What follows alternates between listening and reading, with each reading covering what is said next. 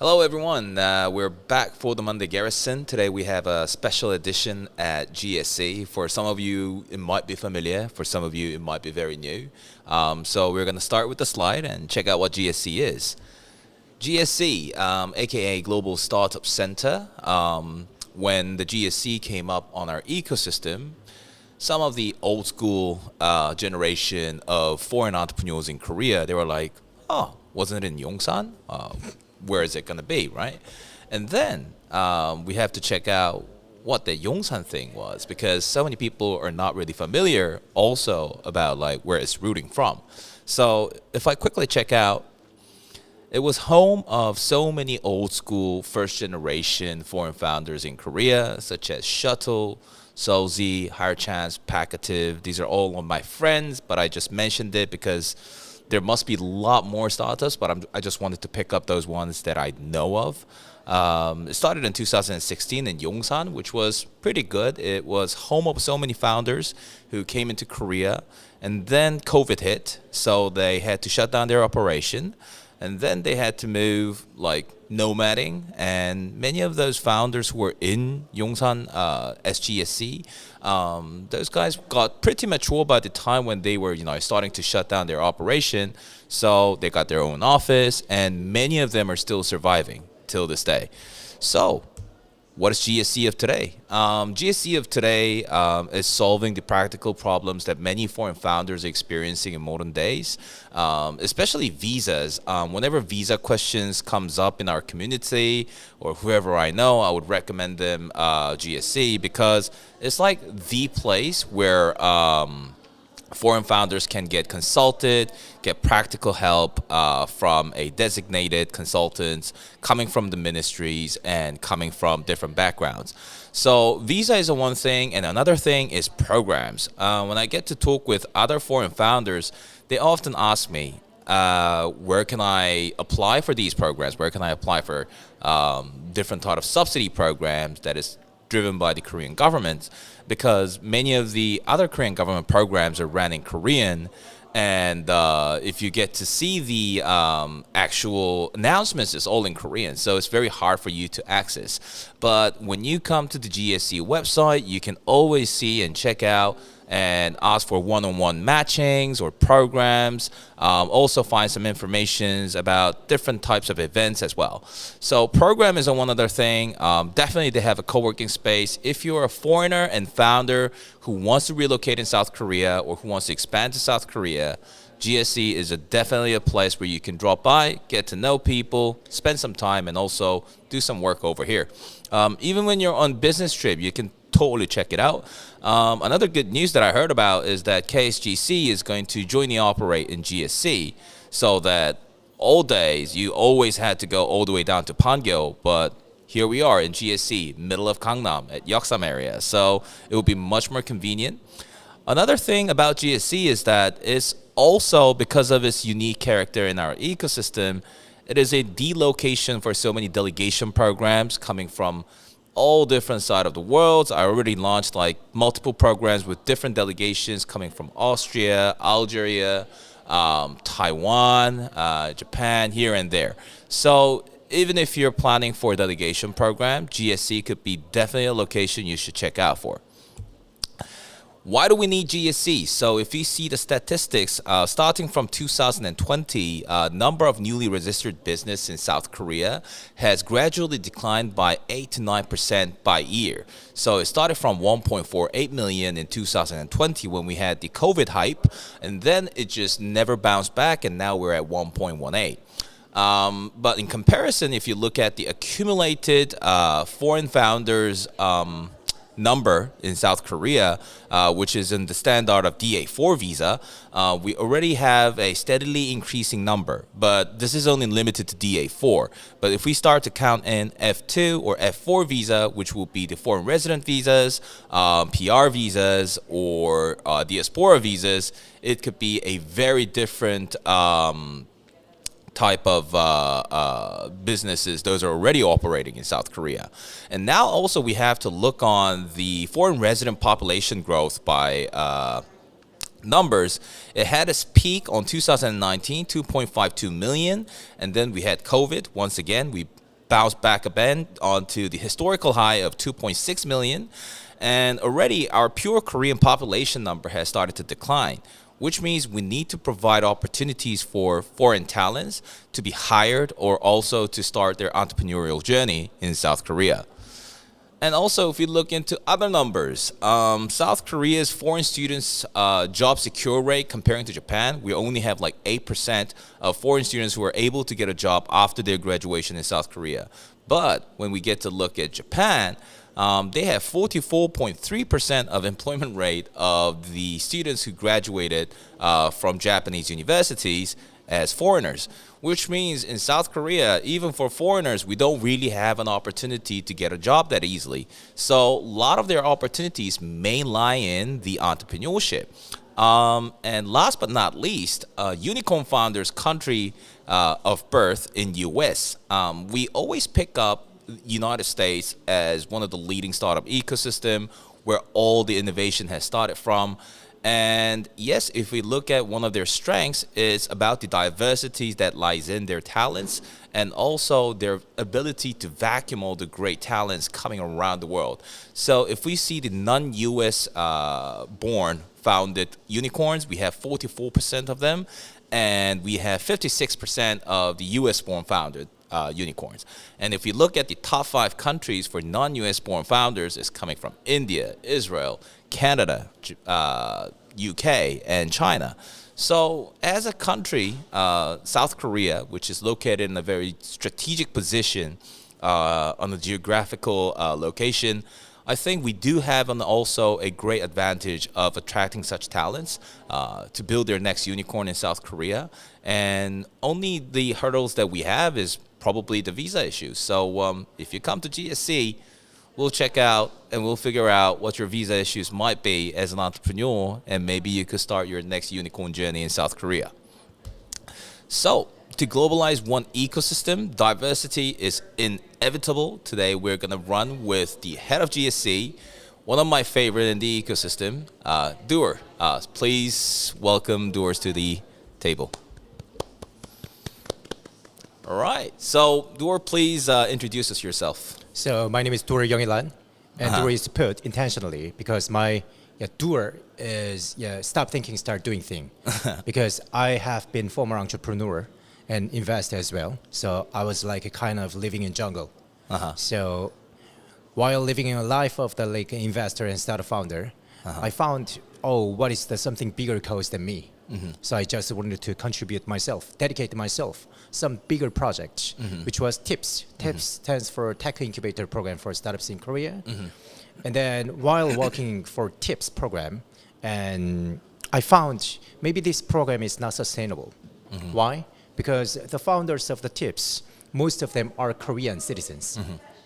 And most of them are born in 1970s because they are master's or doctor's degree holders in South Korea or United States or wherever. So when they were like coming to South Korea, this country, and they were being born, it was roughly around, we had more than 700,000 or 800,000 newborns during that era. But nowadays we have roughly around only 230,000 newborns in Korea. And then, so when we count that into account, the TIPS program is not sustainable. To change this, to transform this situation, we only have 2 key factors. First, education. So the rate of the like constant ratio, which make like every citizens to go into the like startup founders of the technology based, and then it is roughly around 0.08 ratio from the whole population of that like a coalesced group. But now, since I have told you, we have only 230,000 like newborns now, and that is not unsustainable. Not sustainable. 0.08 constant ratio transforms into tech startup founders. So to increase the value of this constant, we need to have like a better education system, entrepreneurial spirit, and the culture of encouraging some of the like challenging spirits as well, brave hearts, social safety, whatever we do. And that is the domestic problem. And not only this, but also if we wanted to like more proactively resolve this problem in the face of this challenging situation, we believed that we have to invite more prestigious and smart and braveheart, courageous, regardless of their nationalities, had to invite those startup founders from overseas. Awesome. And that is why South Korean government decided to invite more like smart and kind of like prestigious geniosities from around the world. From the back in like roughly around 2018, 2017, we started K-Startup Grand Challenge things. But not only just by providing these incubating or like commercialization opportunities, but also we decided not only giving them those cashes or grants, but also we had to like supply and provide wholesome feeling like services in terms of the like business settlement, visa, and business registration, and getting networked, connected, and inclusive to this ecosystem truly well. And that is why we opened this Global Startup Center last year, July 31st. Yeah. Awesome. I have so many questions in my mind right now, but I just want to ask like a bit more about your startup journey, how you ended up as an investor. Yeah. Yeah, I just wanted to know. Right? Oh my goodness. That's a long story. Long story short. Long story short. Yeah. I was born in 1983 in Okay. Busan, in South Korea. And I believed, my childhood belief was if I study hard and get permissions to go to Seoul National Universities or KAIST or Yonsei or whatever, wherever. names. Yeah, big name universities, I could change my life. But I couldn't. Yeah, I couldn't. Yeah, somehow I found, what it matters most is who I am with. So, but when I became a freshman back in 2001, I thought, most of them are like average thinking, normal thought-provoking students. And they were just having like loving affairs, and they were thinking about their academic graduations or, Just And graduate they were and get a job. Specs, TOEIC scores, and internship opportunities, volunteering opportunities, True. average and normal thinkings. So if I could get along with them, for 4 years, like in the university, maybe I cannot change my life. And that was my thinking. So I decided to stop studying. And then I went to Australia for like walking holiday thing because I needed money. To make more connection of from around the world. I need travel money. So after earning some couple of bucks, and then I went to Southeast Asia, and then I saw like a true like polarization of the gaps. Not all efforts leads to success. And kind of these ideas came upon to me. And then I ran out of money very fast and went all the way back to Australia again. And then I decided to, let's go to developed nations. Where is it? So I decided to go to United States, but I couldn't get a visa because I needed to prove my bank accounts, bank balance. And then someone had to espionage me, but I couldn't do that. But owner of the farm, he sponsored me and proved my account, on behalf of my, everything. So I got this visa to enter to United States successfully and went there. And then I arrived there September 8th. So at the September 11th, we had that crush. Whoa, on that year. Okay. So I was just super shocked. And I thought this country is not a safe place, a secure place to travel anymore. So I decided to go to South America, and this is a very long story. And then traveled here and there. Mexico, Colombia, and Doesn't Brazil. sound so safe. Okay. And then after finishing those like traveling, quick traveling, and then went to South Africa, and then African continent, many nations, and then went to Europe, and all the way back to South Korea. Year of my university freshman life passed away. Just passed.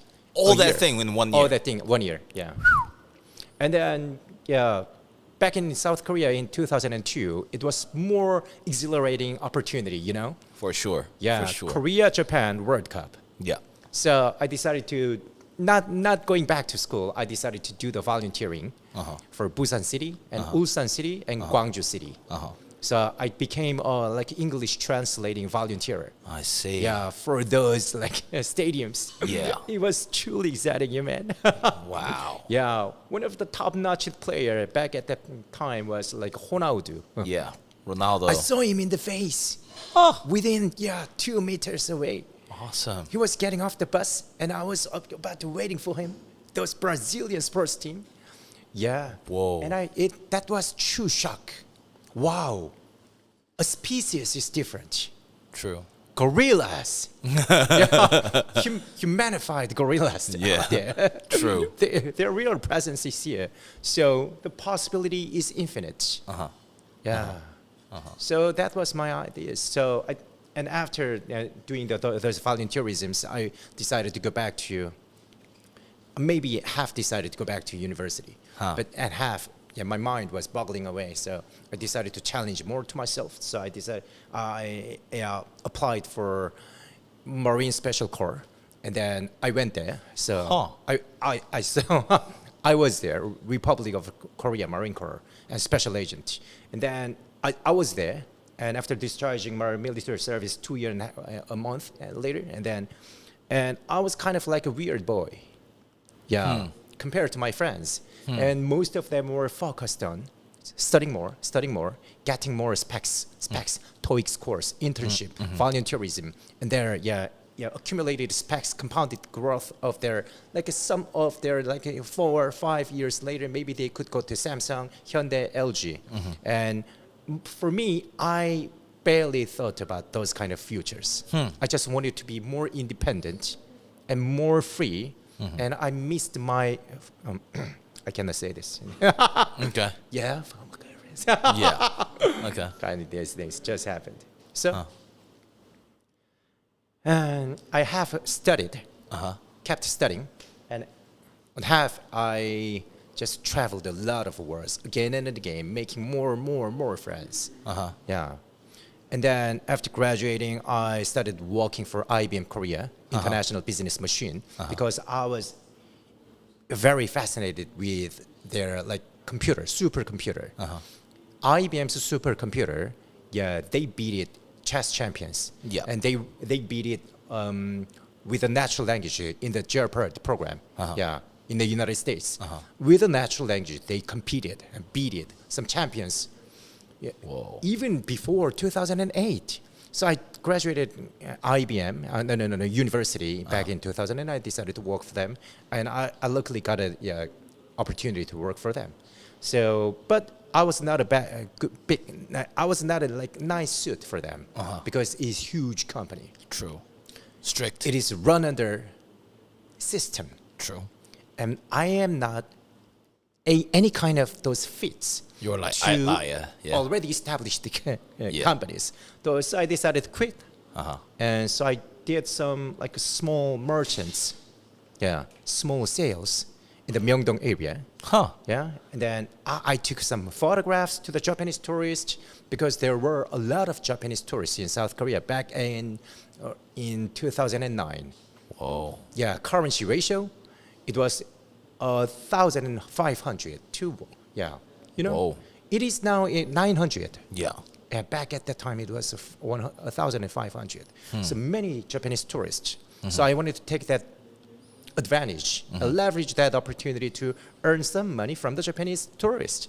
So I did some merchant sales and selling some dolls, taking photographs and getting some small amount of money. And it is not sustainable. Yeah? It's just a small business. It was just a learning curve in the middle of those learning curves. And then I pivoted to many different ideas. But in the end, I ended up just deciding, this is not sustainable anymore. So what is something bigger? Big thing.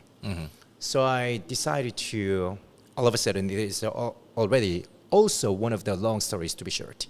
Yeah. I decided to make a musical performance. Because K-pop, K-culture thing was already making buzzes in Japanese market. Yeah, by then, yeah. Yeah, Dongbangsingi. Yeah. And Winter Sonata. Yeah. And those drama and pop dance groups were every Japanese were raving about them. So I decided, oh, maybe culture thing is something more exportable. Yeah, as a South Korean boy, okay, let's start something new. So there was like a b-boy team, and they doing like a musical performance called b-boy를 사랑한 no. 발레리나를 사랑한 비보. Kind of these things. Yeah. So I made it to a different title called b-boy를 사랑한 발레리나. Oh. No. Oh, no, sorry. Samurai come back to b-boy. That was my thing. Okay. And b-boy를 사랑한 발레리나 was one that I benchmarked. Yeah. I So see. I made the samurai come back to b-boy, and almost like duplicated some of the original thinkings and background same things. Yeah. And then I directed and organized and got funds from some organizations or associations, and some of the like big money guys support me and because they agreed upon to my ideas. So I started proposing and some of the like b-boy teams, breakdance teams, and I got connections and musical like composers as well. I got connections too, and then I made a samurai comeback b-boy thing. And then with the connections, very slight connections with like Japanese friends, I invited Sony Entertainment and Dance, which is advertising agency, to Korea, and showcased some couple of times. And then I had started dealing with like how to export my intellectual properties and my concert performance and my team to Japan. But I was I think everything was my wrong. I didn't understand how to deal with the businesses, the Japanese people, and how to manage and organize whole kind of like how to mobilize the team. So I was wrong. So I failed. I went to Han River, Banpo-daegyo, but luckily I didn't have the courage to plunge myself into the river. So I survived. I'm living well. So since we are living, we need something to eat. So I started finding out some like, what are the edible items? Because I was bankrupt. So I just had to make ends meet and survive. So I kept asking around people here and there as a like a business convention organizer. My team, kind of event organizer. And then some of my seniors and some old guys who felt pity about me, they gave me some opportunities to run the event. And one day, Incheon Metropolitan City, they contacted me, hey, could you come to us one day, please? And then I went meeting, and they were like starting their Songdo convention thing. And mayor of Incheon City was Song Young-gil.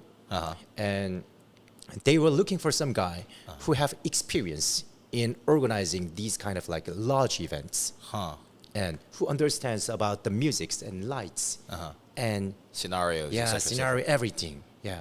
And not only that, but also someone who speaks multiple languages. I see. And I was the fit for them. So I worked for Incheon Metropolitan City. As like a contract worker, and then I worked for them from like maybe it was 2010 or 2011 or so. I started working for them. So I supervised many those different kind of events, international events, OECD event and United Nations events in Songdo Convention. And then as a like a officer's point of view. And then I realized, this is it. So after ending my contract, I started being as like a consultant and like a presenter for getting those like offerings from the city, local city officials. And then I made some money. And my first decision was I got to purchase a house for my parents. I did that. It was roughly maybe I was 30 or 31. And then earning more money, I went to Porsche. Went for a Porsche, and then that was not available for me. But it was reachable. Okay, if I keep doing this, it could be reachable. But would I purchase that Porsche or not? Maybe, yeah, maybe I can donate some bunch of money for my former friends, my like very long friends in a small village in Africa. Maybe they can study up to until they go to university. Some bunch of village boys. So I decided to donate. Whoa. And then after donating, I was feeling a little bit of emptiness, and who am I, and what am I, and why I quitted my job, and why I studied. What was the purpose of meaning everything? Yeah. So I decided to. I seriously needed some time of the break, so I went to India for meditation. So I did a meditation trip, but yeah, failed to do it. Okay. Because I got into so many troubles. Okay. Yeah. So back in South Korea, yeah, I started another business called, yeah, have you ever heard about Prezi? Prezi. Yeah, Prezi. Prezi is a presentation software that zooms in and out. Oh, yeah. Yeah, it is a startup founded from Hungary. Yeah, Peter Alvay or kind of these big guys. Yeah, they started their business in Hungary, and then I knew their presentation tool very early, so I was very interested in generating more Prezi contents. Yeah, from before India trip and after India trip. And then started making Prezi more ever, and then I sold some of the like Prezi presentation materials to speakers who would stand in international like conventions. Awesome. Because I had connections with them. Okay. Yeah, I just sent them email. Hey, you are presenting your presentation, yeah, in PowerPoint. That is bullshit. Something better? Here I am, Prezi. I can make it for you for free. And kind of these approaches just worked out. And they paid me. Oh, this is actually good. Yeah, actually good. Yeah. Yeah. Awesome. So I started building more Prezi, selling more Prezi. And then many South Korean, like early adopters, they, little by little, slow by slow, and after that, accelerating. The community of using Prezi users just got Exponentially. hyper growth. Yeah. And then when they just in the middle of this whole hurricane tornado thing, I was there. I was teaching how to design Prezi and how to better use Prezi and how to better present with Prezi and how to earn some money with Prezi. So I was in the middle of these whole changes in Prezi community users in South Korea. So I was selling and consulting about the storytelling things and many other things.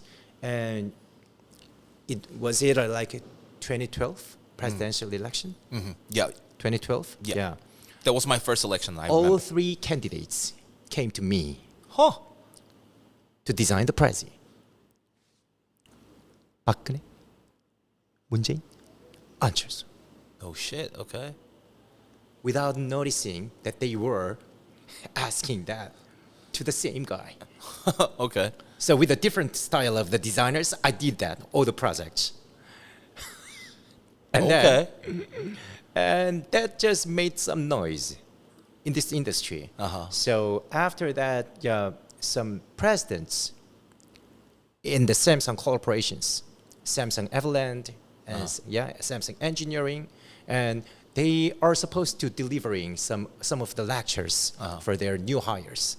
Yeah, and they asked for those bunch of those projects for designing their presentation materials in Prezi. And then after that, Hyundai Motors Group, and they were using Prezi in their recruitment session, university campus recruitment. And all of them, I designed them all. And then, chairman of Doosan Group also. And I was like, monopolizing this market in terms of Prezi software distribution and licensing and education and training programs, almost everything. So I ran my business in Hongdae area, and then I grew up grew, scaling up. So in the middle of this journey, I thought, and so I got some customers from like Microsoft United States and Siemens from Germany, and those customers, but my designers in South Korea, they were not good enough in understanding the context of their Like tone foreign and manner, content. foreign content. Yeah. Those tone and manner were totally different. So I decided to find some like a crowdsourced designers from the like a 99designcrowd.com or kind of back at there was a, kind of these like platforms were existing. So I found some of the like designers who were playing well. And then from the Philippines or Thailand, I found some designers and worked with them. And they were more aware of these like tone and manners from the global clients. So I started working, like maybe I was reallocating my managerial resources to Thai designers, 70%, and 20% to Filipino designers, and rest of the 10% maybe to South Korean designers. So I was running this kind of like a virtual office, interconnected with international. Whoa, 2012. Okay. Yeah, from 2012 and 2015. Wow. Yeah, I ran that business roughly around 4 or 5 days. Yeah. And in 2015, I was like, I felt, once again, I felt emptiness. Where am I? Who am I? What am I doing? Earning so much better, time but... time to pivot. Yeah, time to pivot. So I asked one of my Thai employee, maybe partner, because I was giving him like a pay-to-pay deal. So I asked him, maybe if you could do, maybe you can purchase my IPs, intellectual properties that I own, as like a Prezi contents, portfolios and templates, everything. And I can help you to make some sales in not only from South Korea, but also to around the world. My international clients as well. And I'm just a little bit fed up. I want to take a relax, and I don't want to lead the business. If you could take in charge of leading the way, maybe you could do that. Yeah. And he told me, I don't have money. But I told him, your parents have money. Okay. So I explained to him about like a price earning ratio thing. And my earning ratio was like this thing. And then price this thing. So when you purchase my company with this value, and you can get it all this back within 3 years. And he got so excited and explained it to his parents, and their parents decided to purchase. All those IPs and my like rest of some 2 more years of the like fast hit works. So I made like an IP exit back in 2015, and then started thinking about what to do next. And one thing came upon to me with a very compelling reason was the blockchain industry. Okay. So many of my friends were talking about Bitcoin, Ethereum, and Ripple. Kind of By these then. devs, Whoa. And one of my true friends, came to me, hey bro, what do you do this weekend? Oh, I go camping. Let's go together.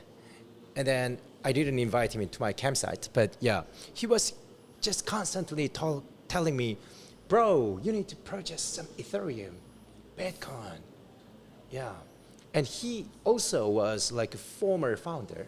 And he exited his company to Daegyo, education, I don't know, And then, he attended some conference forum, and then he listened to some certain presenter's keynote speech, and that speech was all about blockchain. And back at home, he thought, blockchain, decentralized ecosystem of the finance. Maybe that could resolve many of those like concurrent problems of the capitalism. And because we were almost fed up to capitalism, even though we were earners and winners, but we were kind of, okay, is this society, the planet Earth, sustainable or not? No. What do we need to do? It's like a young and entrepreneurial and brave minds, we were thinking about that. So he decided to devote himself for the rest of his life to the blockchain industry. And that was why he was constantly telling me, bro, you got to have some interest in this industry. You got to have some. So I reallocated my assets to some part to the blockchain projects and coins, like AKA Bitcoin, Ethereum, and some to like cashiers or any kind of these things. I spread it. Yeah, distributed it all the way, and I regret it now. Why? Yeah? You should have gone all in. So he became the founder of the Hashit. Oh. Yeah. And then, yeah. That's it. So I couldn't make all the kind of these gains, but I was very fortunate enough to know these like good friends, good and crazy friends. And then on my journey as those investing and having some little bit of interest in the blockchain industry, and I also had some interest in investing funding to startups as well. So I was funding some of those startups, very early stages, and good crazy ones, and most of them are now doesn't even exist in this planet, but no problem. Some of them are making huge successes. And then back in roughly around, it was like 2017. 2017. I had my son, and then I was thinking, what is the proud form of a father? Like just doing this, investing. Fatty boy at home doing nothing, arrogant and doing nothing, just jumping ropes every day. No, I got to do something. So I was resetting my lifestyle to even like as if I were like a 20s. So I decided to go to selling some part-time job in the 4 a.m. To the Namdaemun market, and there is a jewelry wholesales, and those Onni Nuna sisters are making some jewelry products in the very early morning. It is B2B things. Okay, they do. And they are hungry in the morning. 5 a.m., 6 a.m. So me and my colleagues make some jumokbap, onigiri, and then went to there and roughly around 5 a.m. And then sold some jumokbap. Sister, are you not hungry? It's time for morning breakfast. Time for breakfast. I did that roughly around 3 months. It was kind of vibrant and reviving. A feeling of a man. Those cashes there, they are invisible, virtual thing, and the perspirations and efforts and sweats that I do, this is real, existing thing. So I got more motivation to start something new once again. So I decided to contribute to something bigger. So I joined in a ad tech company called StudyPy and became a business developer and then lead of the business. And then I had a quarrel with founder and then just got out. And I wanted to start another business with MRO. Healthy foods, deliverable, and then I ended up meeting some not a good guy, as a co-founder. So that journey also ended. So I wrote my kind of these two stories in my Facebook, and then many people just read my posting, and out of them, some of them contacted me. What are you going to do next? What are you doing next? And few of them offered me really nice opportunities to go further. And one of those opportunities were joining in TIPS, Tech Incubator Program for Startups in South Korea.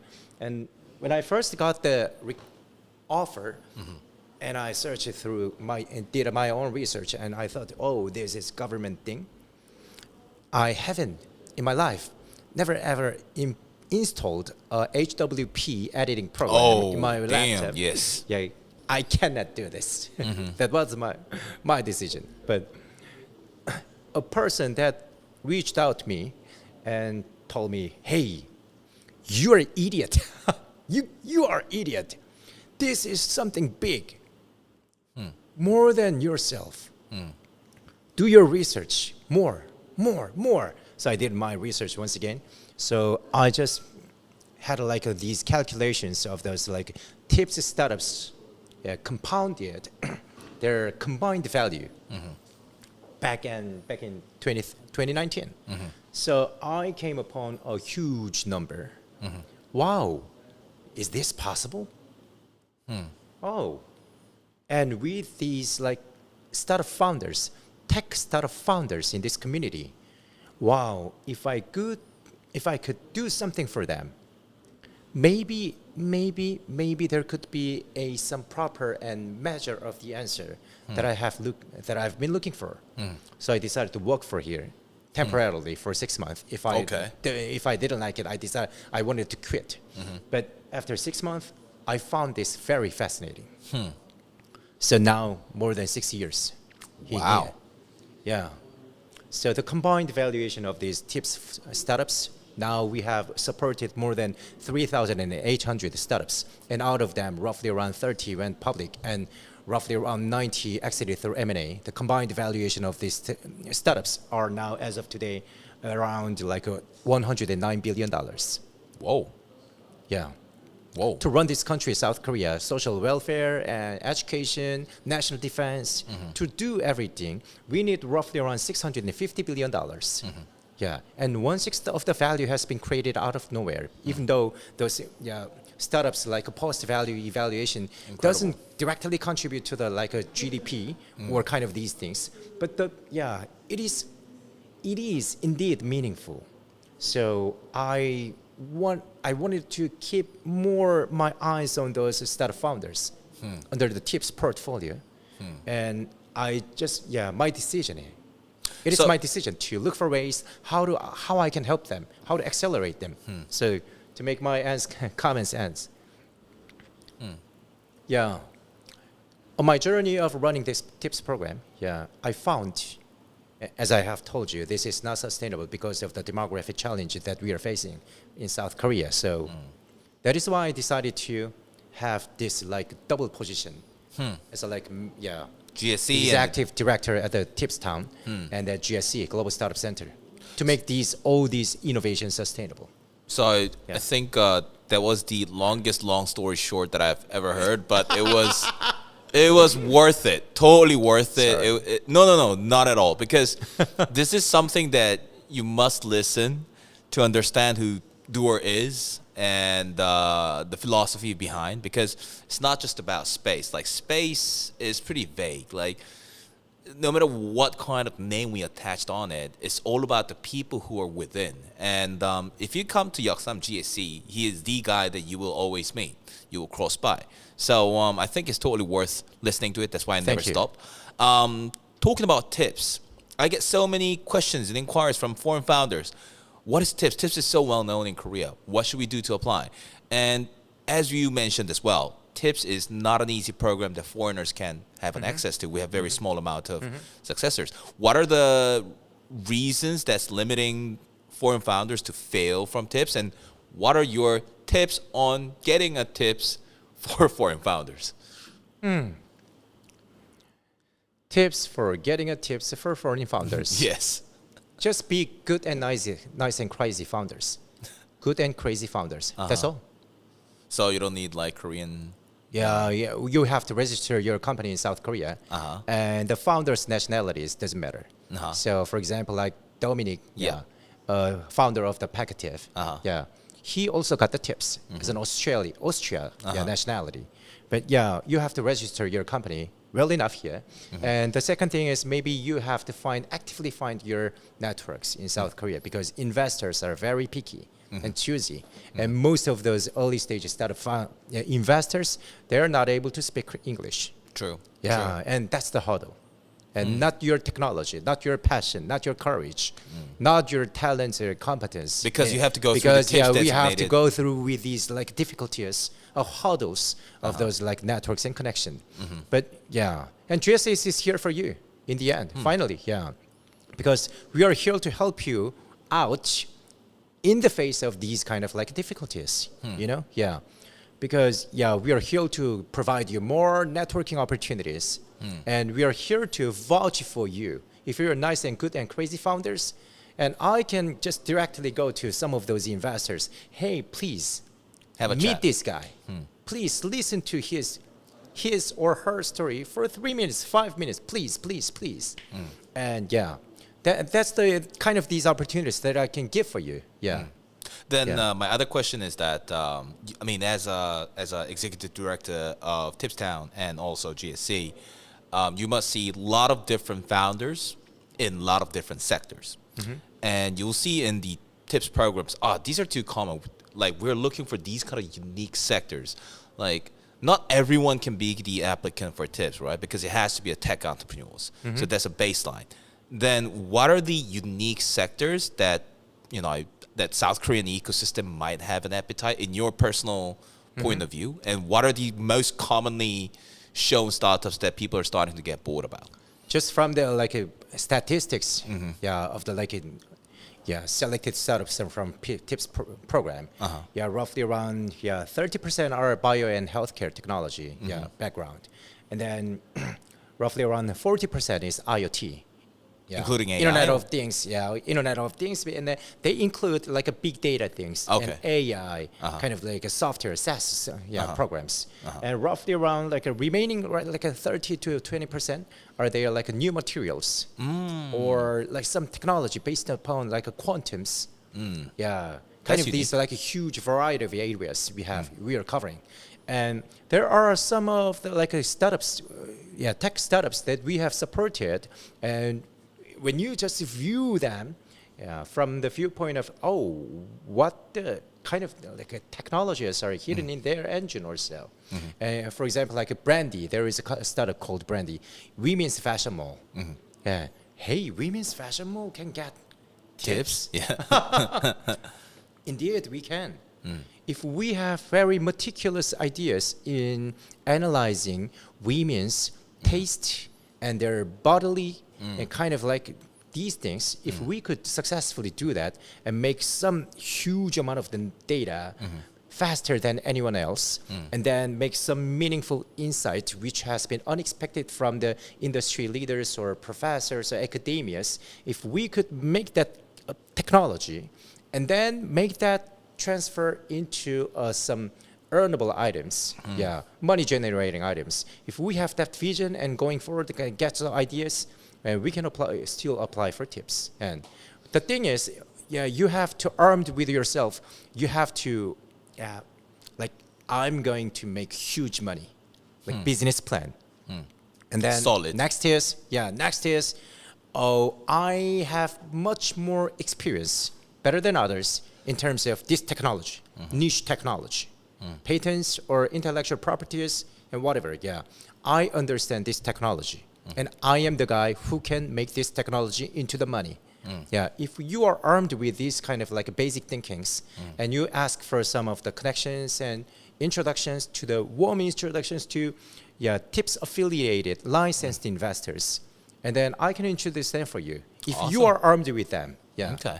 Then GSC, like, what are the related supports from GSC when it comes to proving that valid technologies like IP registration, business registration, et cetera, like you need those kind of admin stuff to prove that you have business in Korea and it's a tech startup, right?